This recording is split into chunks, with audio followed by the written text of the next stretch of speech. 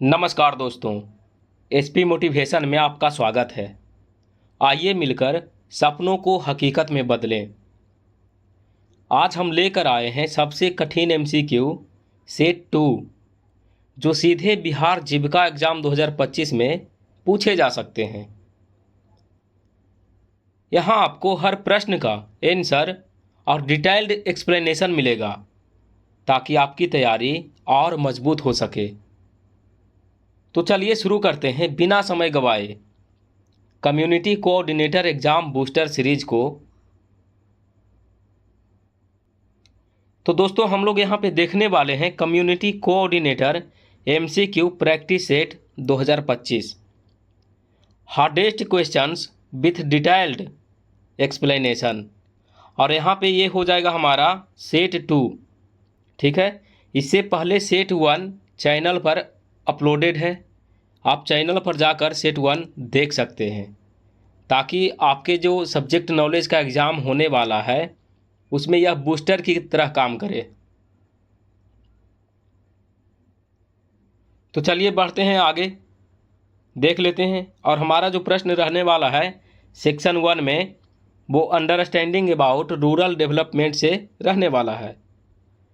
और प्रश्न है 1952 में शुरू किए गए कम्युनिटी डेवलपमेंट प्रोग्राम का मुख्य उद्देश्य क्या था?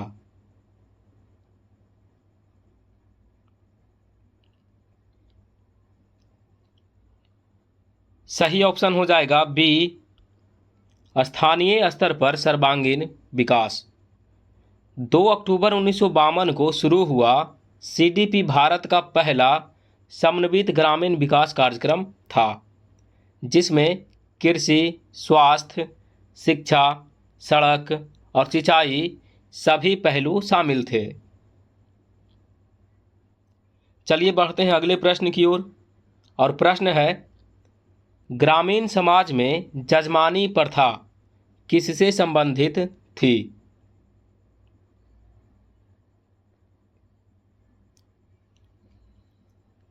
सही ऑप्शन हो जाएगा ए, जातिगत पेशे और पारस्परिक सेवा व्यवस्था।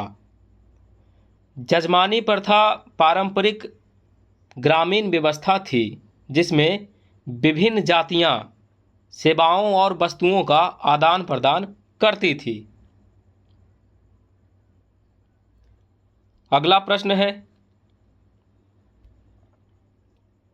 पंचायती राज व्यवस्था को लोकतंत्र का प्राण किसने कहा था?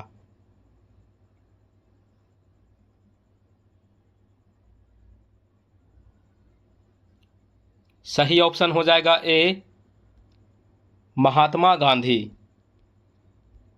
महात्मा गांधी। गांधी जी ग्राम स्वराज की अवधारणा के समर्थक थे और मानते थे कि वास्तविक लोकतंत्र गांवों में ही निहित है। दोस्तों, महात्मा गांधी का एक और वचन जो है सत्य होता है। इनका कहना था कि हमारे देश यानी भारत की जो आत्मा है वो गांवों में निवास करती है, और ये हकीकत भी है दोस्तों। चलिए अगले प्रश्न की ओर चलते हैं। और प्रश्न है, पंचायती राज में आरक्षण व्यवस्था किस अनुच्छेद के तहत दी गई है?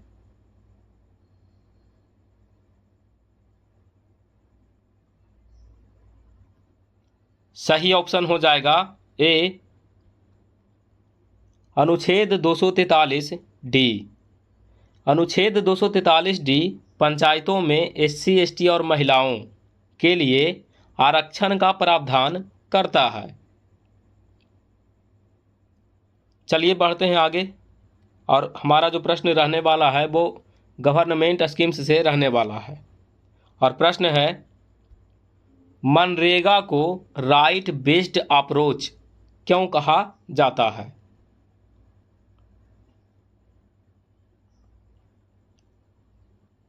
सही ऑप्शन हो जाएगा ए, क्योंकि यह रोजगार को कानूनी अधिकार बनाता है। मनरेगा 2005 रोजगार को अधिकार बनाता है। यदि सरकार 15 दिन में काम नहीं देती तो बेरोजगारी भत्ता देना पड़ता है। चलिए बढ़ते हैं अगले प्रश्न की ओर। और प्रश्न है, PMAY में घर निर्माण हेतु कितनी वित्तीय सहायता दी जाती है?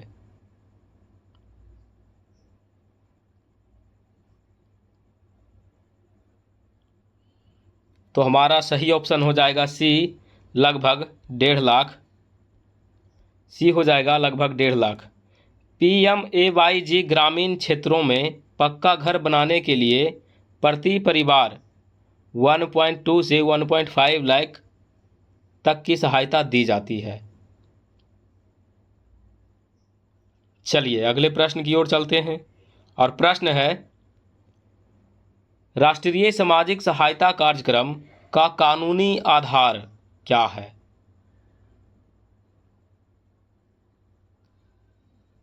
सही ऑप्शन हो जाएगा बी, अनुच्छेद 41।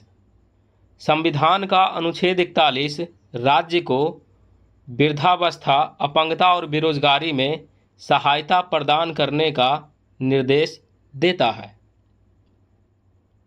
चलिए बढ़ते हैं अगले प्रश्न की ओर। और प्रश्न है, DA/NRLM के तहत गरीबी उन्मूलन का मुख्य साधन क्या है?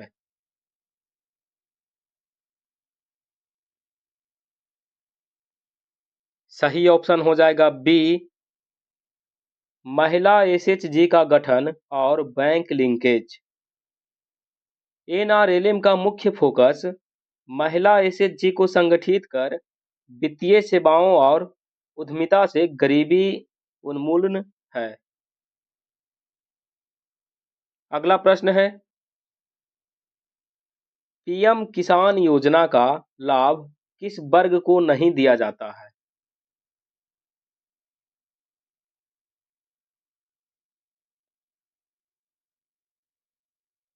सही ऑप्शन हो जाएगा बी, भूमिहीन मजदूर।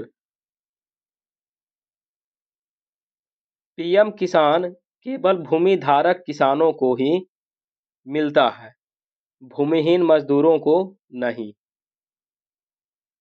अगला प्रश्न है जो कि स्टेट गवर्नमेंट स्कीम्स से रिलेटेड है।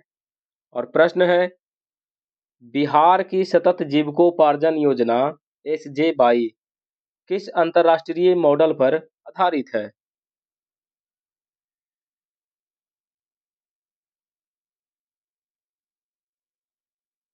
सही ऑप्शन हो जाएगा B, graduation approach BRAC। SJY Bangladesh की BRAC संस्था के ग्रेजुएशन अप्रोच पर आधारित है, जो अल्ट्रा पुअर परिवारों को धीरे धीरे गरीबी से बाहर लाती है। अगला प्रश्न है, बिहार का कुशल युवा कार्यक्रम किन 3 कौशलों पर फोकस करता है?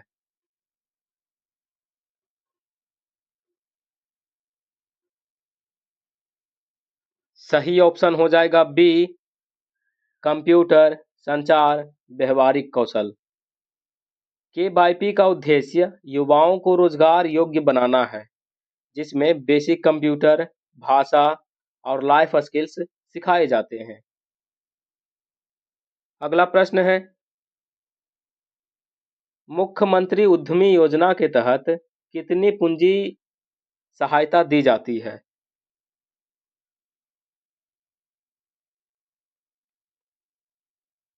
सही ऑप्शन हो जाएगा बी, 10 लाख। इस योजना के तहत युवा उद्यमियों को 10 लाख तक का लोन और सब्सिडी दी जाती है। अगला प्रश्न है जो कि कम्युनिटी इंस्टीट्यूशन से रिलेटेड है। और प्रश्न है, SHG बैंक लिंकेज प्रोग्राम किस वर्ष प्रारंभ किया गया था?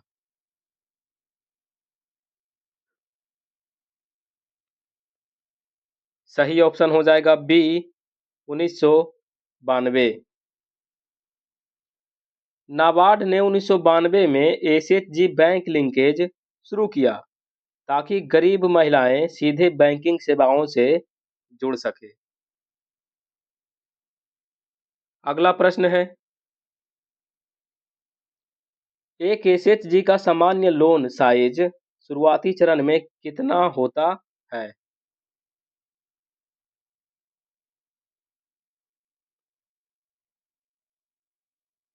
सही ऑप्शन हो जाएगा ए 10 से 20,000।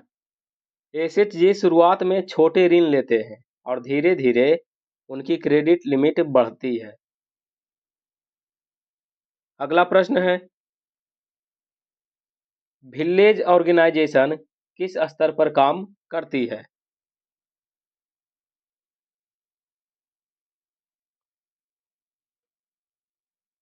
सही ऑप्शन हो जाएगा बी कई एसएचजी का सामूहिक संगठन। वीओ कई एसएचजी को मिलाकर बनती है और सामूहिक क्रय विक्रय निगरानी व सामाजिक अभियान चलाती है। अगला प्रश्न है,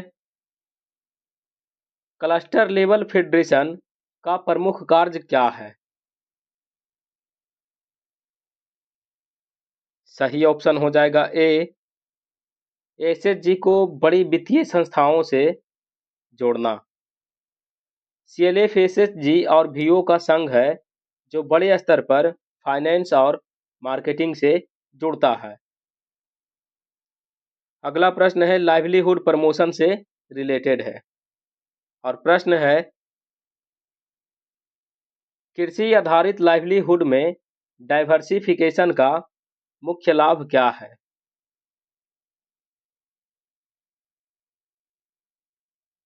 सही ऑप्शन हो जाएगा बी जोखिम में कमी और आय के कई स्रोत।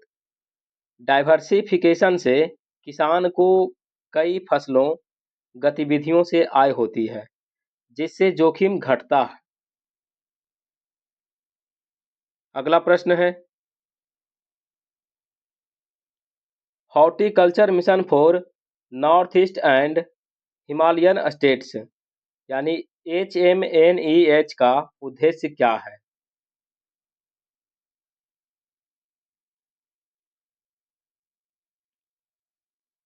सही ऑप्शन हो जाएगा बी बागवानी उत्पादन बढ़ाना।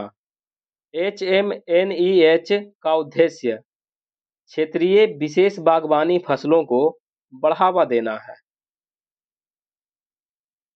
अगला प्रश्न है, ऑफ फार्म लाइवलीहुड्स में सबसे बड़ा रोजगार देने वाला क्षेत्र कौन सा है?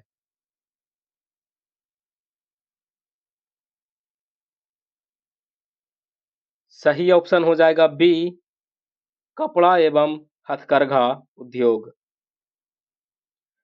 ग्रामीण भारत में ऑफ फार्म लाइवलीहुड्स में सबसे बड़ा रोजगार हथकरघा व टेक्सटाइल सेक्टर देता है। अगला प्रश्न है, national rural health mission NRHM का सीधा संबंध किससे है? सही ऑप्शन हो जाएगा बी प्राथमिक स्वास्थ्य सेवाएं। NRHM 2005 का उद्देश्य ग्रामीण क्षेत्रों में प्राथमिक स्वास्थ्य सुविधाएं उपलब्ध कराना है। अगला प्रश्न है, rural development is not possible without social justice. यह कथन किस दर्शन से मेल खाता है?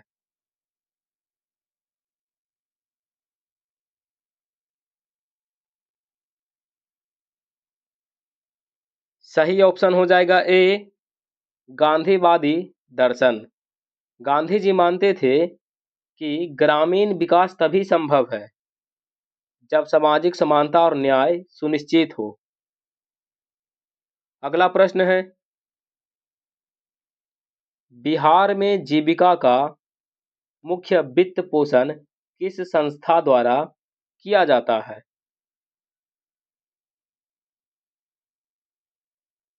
सही ऑप्शन हो जाएगा सी विश्व बैंक। जीविका को विश्व बैंक द्वारा वित्तीय सहायता प्राप्त है।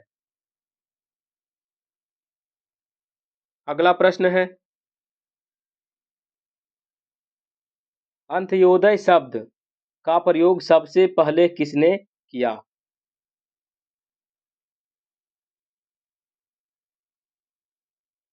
सही ऑप्शन हो जाएगा ए, पंडित दीनदयाल उपाध्याय। दीनदयाल उपाध्याय ने अंत्योदय शब्द का प्रयोग समाज के अंतिम व्यक्ति तक विकास पहुंचाने के लिए किया। अगला प्रश्न है, ग्रामीण विकास में सोशल कैपिटल का क्या अर्थ है? सही ऑप्शन हो जाएगा बी, लोगों के बीच आपसी सहयोग और विश्वास। सोशल कैपिटल का तात्पर्य सामाजिक नेटवर्क, आपसी विश्वास और सहयोग की क्षमता से है। अगला और अंतिम प्रश्न है, ग्रामीण विकास में ट्रिपल बॉटम लाइन का क्या तात्पर्य है?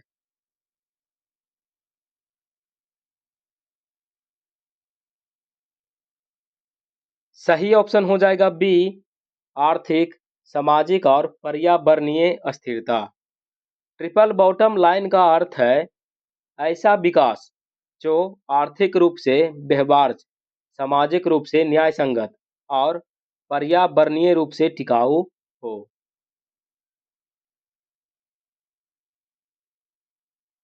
तो दोस्तों, यह थे हार्डेस्ट एमसीक्यू विथ एक्सप्लेनेशन, जो आपकी तैयारी को अगले स्तर तक ले जाएंगे।